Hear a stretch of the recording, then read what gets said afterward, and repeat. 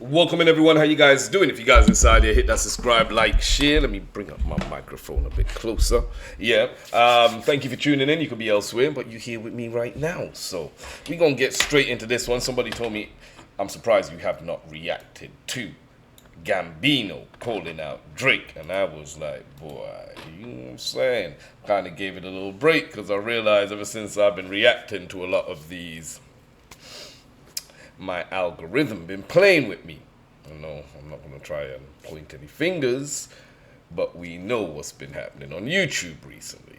But yeah, let's get straight down to this one because, you know, freedom of speech, I can react to what I want.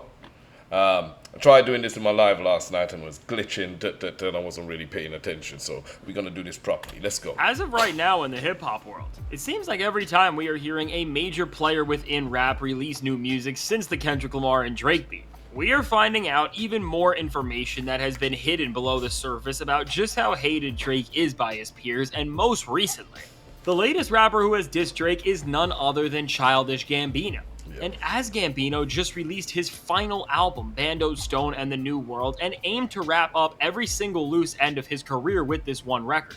Aside from all of his career and artistic goals on this project, one of the things he had to address were his looming tensions with Drake, as if we remember, things boiled up between these two in the summer of 2023, where in an interview, Gambino revealed that his chart-topping single, This Is America, was originally supposed to be a Drake diss, and as Yo, now that is fucked up. That is fucked up. If that track was a diss at Drake, yeah.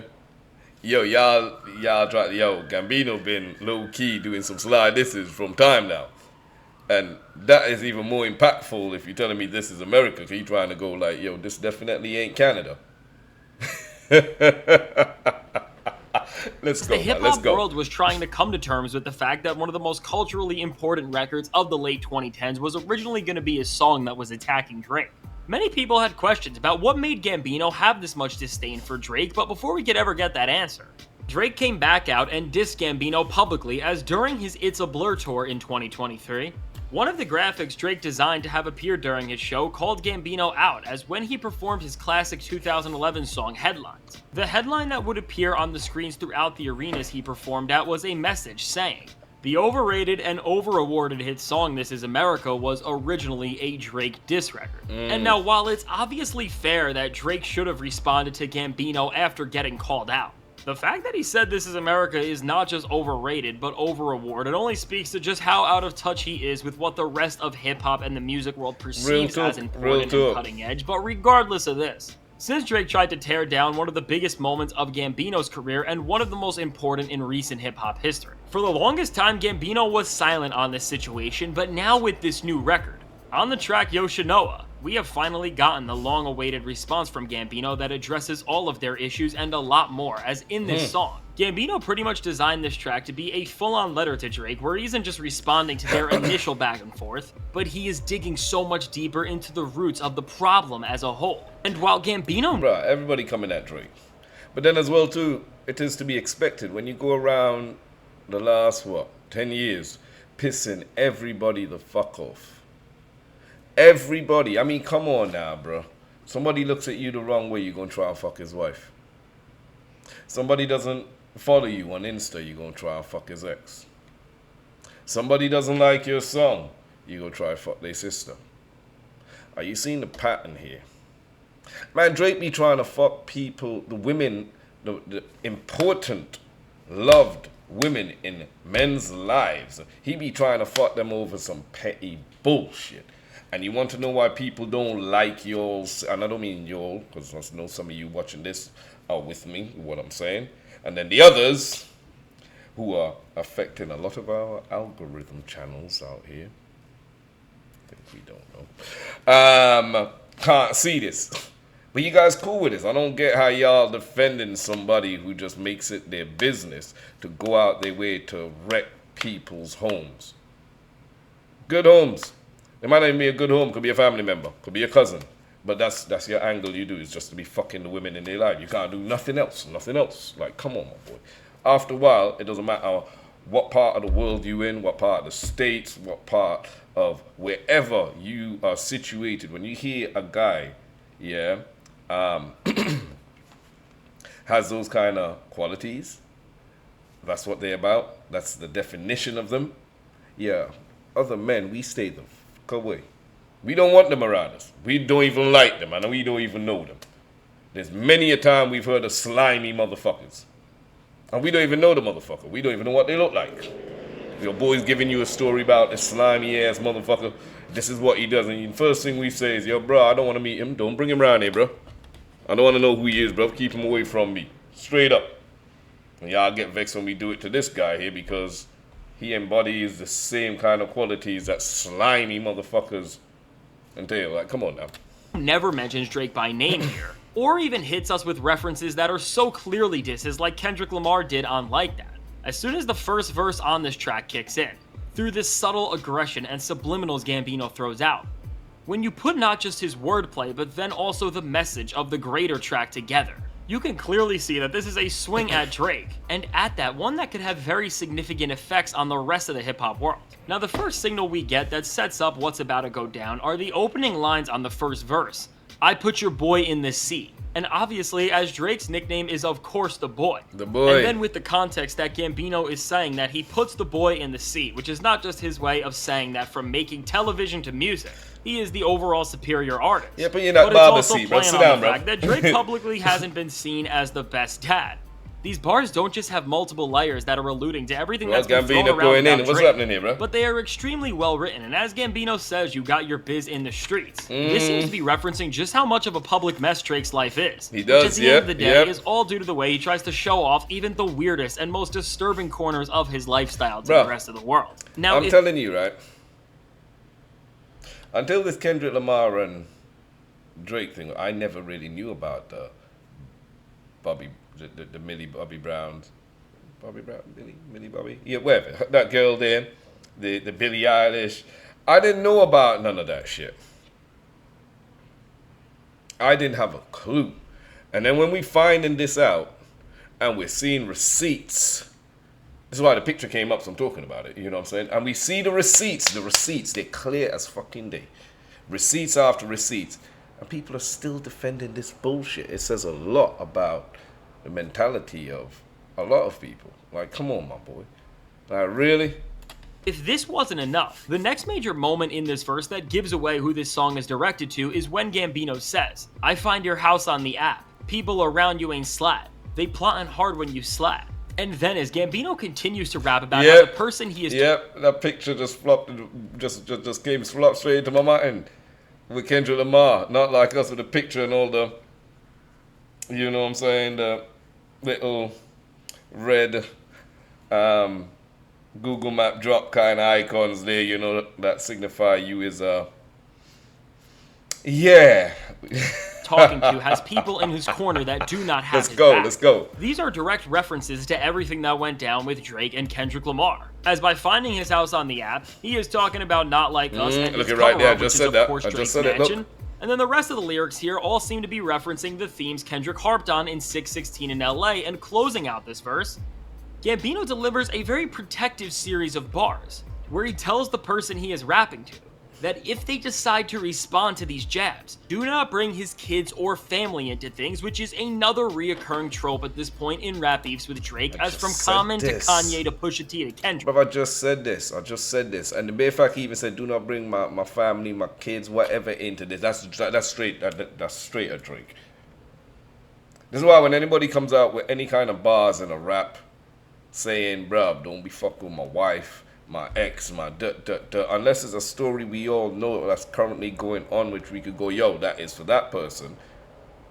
If it's just like a vague kind of bar, no, it ain't vague in the hip-hop industry. There's one person it's pointed at. The slimy motherfucker. You know what I'm saying? That is just what it is. Gotta take that, bro. Yeah. We have seen Drake loves bringing people's wives and kids into things, and now after this initial verse, the track takes an insane turn as with a beat switch that makes everything much more gritty musically. Gambino has the musical environment around him to not just spit the uncompromised truth, but to deliver one of his best verses ever, and he does that here. As beyond just him and Drake's own beef, he doesn't just put to bed some of the narratives that have followed him around for his entire career, such as that Gambino is not hip-hop because of how expansive and creative his artistry is. But beyond ripping off the labels that some people have been trying to put on his name for over a decade at this point, Gambino digs way deeper into Drake than most other rappers ever could, as at this point in Gambino's life, where he is a father who is more focused on his family than the music industry, he begins to say things like, "I was busy building the life that people don't have. Told me that money make you lonely, it ain't so bad." Which is reiterating this idea that Gambino has grown as a man. Meanwhile, Drake is still focusing on the superficial things like how much money he has, which he pretty much talks about on every single piece of music On he a releases 360 still. deal. And now, as Childish Gambino explores more about fatherhood in this verse, he says, "People's jokes are so dad, they haven't seen their son in a month." Which is again playing on this idea of Drake not being a present father. And as the production intensifies on this track to reflect Gambino's visceral emotions, he goes even deeper as he talks about how Drake has sold out on any bit of his integrity and that he is pretty much cosplaying a lifestyle that he hasn't just never lived, but that can also inflict pain onto others. And as Gambino spells this out, he brings things back to how this all started in 2018 when he said that This Is America was supposed to be a Drake diss, as he explains his intentions for wanting to do that, but then not letting such an important song and cultural moment become a part of a rap beef. And as Gambino references how the truth is coming to life and where once, while people were confused by his comments about Drake, now they are starting to realize that he was making sense all along. Gambino is able to respond to Drake pretty masterfully as he ties together both the personal narrative of their own feud and ties it into the larger picture of his career. And now at the emotional climax of this performance, from exaggerating Drake's age to make his inability to act the slightest bit mature even more embarrassing, to then talking about his inability to appreciate anything that does not support the low quality artistry that he is squeezing every last penny out of, as Gambino spits some of his best bars in years. While Gambino dismantles a lot of this tension around him and Drake by just speaking his uncompromised truth. As he does this, he also reveals what the bigger purpose of this song is beyond just dissing Drake. And in the grand sense of this all, I think what Gambino is really trying to tell us here, beyond just how he hates Drake, is not just more impactful, but it also explains why he waited a year to respond to Drake's disses in the first place. Now, as Gambino closes this song out and tells us how he is allergic to the drama, and because of this has become allergic to the rap game as a whole at this point in his life, from more bars about how Instagram captions are more thought out than actual lyrics, to then saying that the person who he is writing this about is an absolute creep. From start to finish, we get as much confirmation as we can that this song is about Drake. He talking about Drake, bro. With the conclusion Gambino reaches, we also find out that this song is not here to diss Drake in the... Like, in a sense, what I'm saying. It's vague, so it could be about anybody, but if they got history, we all know who you talking about. Real talking, who else is Gambino having beef with? Let me know in the comments. Who else is he having drama with? Just let me know in the comments. No one? Nobody? Alright then. Let me all know the little history between him and... So, man, shit. Bruv. And everybody gonna be like, oh, you just jumping on the Kendrick train. Why didn't you say nothing? We seen all the reasons why people couldn't say nothing. And if they didn't, you know, we can see why they coming out saying what they saying now. Or they did, and it was suppressed.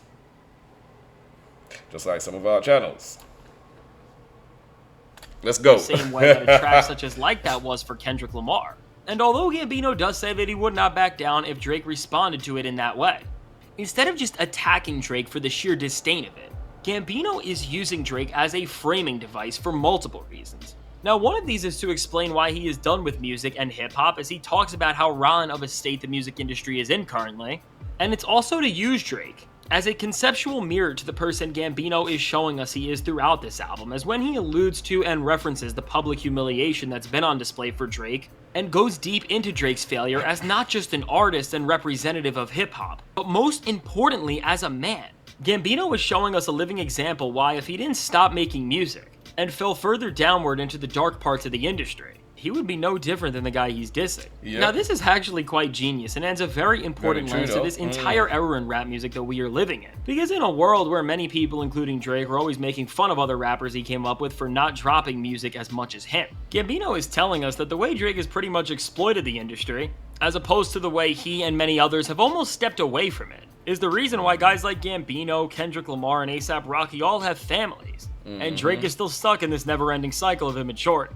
So if there is one takeaway from this song, It's that Facts. Gambino at this point is a man who is trying to be the best dad and husband he can be, and as he is giving us this final chapter of his rap career, he is telling us that in order to grow up and not end up like the guy who is the biggest joke in music right now, he has to move on. Now, all in all, it is really brilliant how Gambino was able to close up one of the last remaining threads of his rap career in terms of this beef with Drake, and use it as a framing device for the entire album, and it's a sentiment to the calculated artistry he brings to the table that allows for him to deliver such visceral performances. And now, beyond just this song, if you want to see how genius this album is, and understand how this is a mere piece of the puzzle to what is creating a musical experience that is way more substantial and impactful than anything Drake has released in about a decade, check out the suggested video. Gonna have to go check out the album. Hear it for myself, you know what I'm saying? If you guys inside here, please hit that subscribe, like, share. If you want to see any more kind of reactions like this, hit me down in the comments, let me know. And I'll see you guys on the next one. Take care, be safe, and thanks again for tuning in.